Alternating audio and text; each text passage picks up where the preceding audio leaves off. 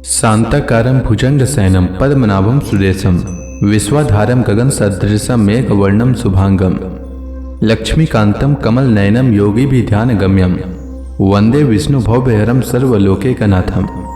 मंगलम भगवान विष्णु मंगलम गरुड़ध्वज मंगलम पुंडरीकाक्ष मंगलाय तनोहरि। ओम नमो भगवते वासुदेवाय। आज का दिन आप सभी के लिए मंगलमय हो। सावन महीने में प्रतिदिन श्रीमद् भागवत महापुराण की कथा का श्रवण करने से जीवन में होने वाली अज्ञान व पाप कर्मों से छुटकारा मिलता है। साथ ही 1000 गोदान के बराबर पुण्य की प्राप्ति होती है।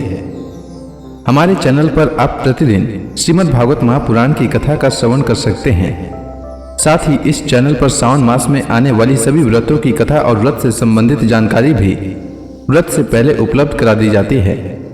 इसलिए हमारे चैनल को अवश्य सब्सक्राइब करें, साथ ही बेल आइकन को भी दबा दें और कथा अच्छी लगे तो लाइक अवश्य करें। आइए सुनते हैं सावन मास कथा का 15वां अध्याय।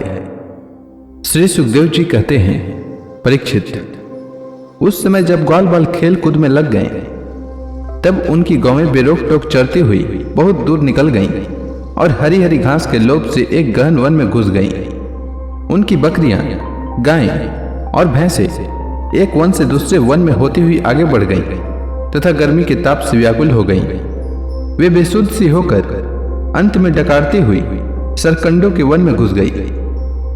जब श्री कृष्ण बलराम आदि ग्वाल बालों ने देखा कि हमारे पशुओं का तो कोई पता ठिकाना ही नहीं है, तब उन्हें अपने खेल कूद पर बड़ा पछतावा हुआ और वे बहुत कुछ खोजबीन करने पर भी अपने गांवों का पता न लगा सके। गांवें ही तो ब्रजवासियों की जीविका का साधन थी। उनके न मिलने से वे अचेत से हो रहे थे। अब वे गांव के खुर और दांतों से कटी हुई घास तथा पृथ्वी पर बने हुए खुरों के चिन्हों से उनका पता लगाते हुए आगे बढ़े। अंत में उन्होंने देखा कि उनकी गांवें सरकंडों के वन में रास्ता भूलकर डकरा रही है। उन्हें पाकर वे लौटने की चेष्टा करने लगे। उस समय वे एकदम थक गए थे और उन्हें प्यास भी बड़े जोर से लग रही थी। इससे वे व्याकुल हो रहे थे। उनकी यह दशा देखकर भगवान श्री कृष्ण अपनी मेघ के समान गंभीर वाणी से नाम ले लेकर गांव को पुकारने लगे। गांवें अपने नाम की ध्वनि सुनकर बहुत हर्षित हुई। वे भी उत्तर में हुक्कारने और रंभाने लगी। परीक्षित, इस प्रकार भगवान उन गायों को पुकार ही रहे थे कि उस वन में सब और अकस्मात दावाग्नि लग गई, जो वनवासी जीवों का काल ही होती है। साथ ही बड़े जोर की आंधी भी चलकर उस अग्नि के बढ़ने में सहायता देने लगी। इससे सब ओर फैली हुई वह प्रचंड अग्नि अपनी भयंकर लपटों से समस्त चराचर जीवों को भस्मसात करने लगी।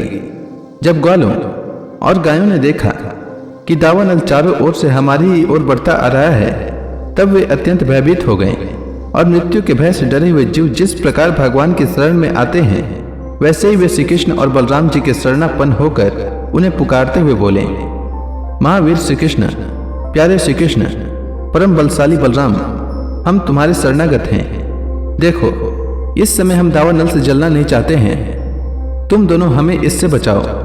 श्री कृष्ण, जिनके तुम्हें भाई बंधु और सब कुछ हो, उन्हें तो किसी प्रकार का कष्ट नहीं होना चाहिए।